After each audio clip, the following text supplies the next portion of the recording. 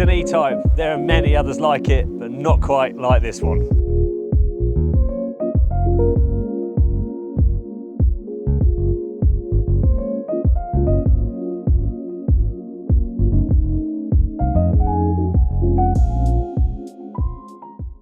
Welcome back to John Cleese Car Audio. My name is Connor, and today we're showcasing a little installation we've done on this Jaguar E-Type right behind me. It has gone through a complete nut and bolt full restoration from the client that brought it into us.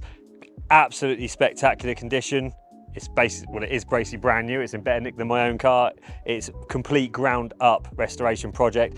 But the only thing that it was lacking was a bit of audio. It had nothing left inside the vehicle in terms of audio. No sound, no radio, diddly squat basically.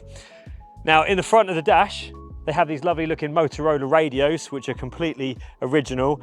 We didn't want to change that because this car wanted to look as like we never touched it, but have a bit of sound in it. Nothing too ostentatious. We didn't want to go too crazy on the audio on this. We got given a brief that we basically just want music in the car. So we've left the radio completely standard. And then what we've done is we've fitted an amplifier behind the scenes and a pair of speakers in the original positions, which are either side of the center console on these cars. Now, you're extremely limited on what speakers you can fit in this factory position because of depth. So we've had to go with a very, very slimline Morel speaker. They're literally less than 2 inches thick. They're absolutely tiny, and they go in the original positions behind there, and they work extremely well.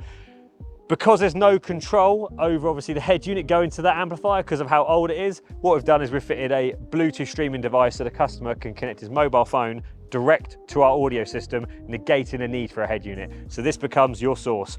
Internet radio is on here, music is on here, all music apps from this unit here itself. So the customer's going to put their phone on a phone mount and use this as their main source. Now, we wanted to make it a little bit more convenient from using this, so we didn't want to have the customer to use this to turn their volume up and down every time they drive, which is a bit frustrating.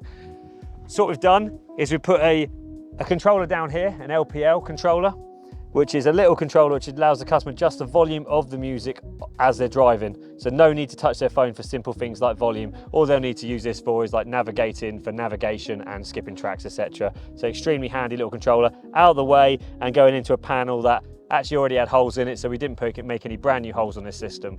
But other than that, it's completely hidden. So a pair of speakers, amplifier, Bluetooth streaming device, and nothing on show, keeping this car completely original, but still sounding nice. In fact, I might just play a quick little snippet now while we're actually on.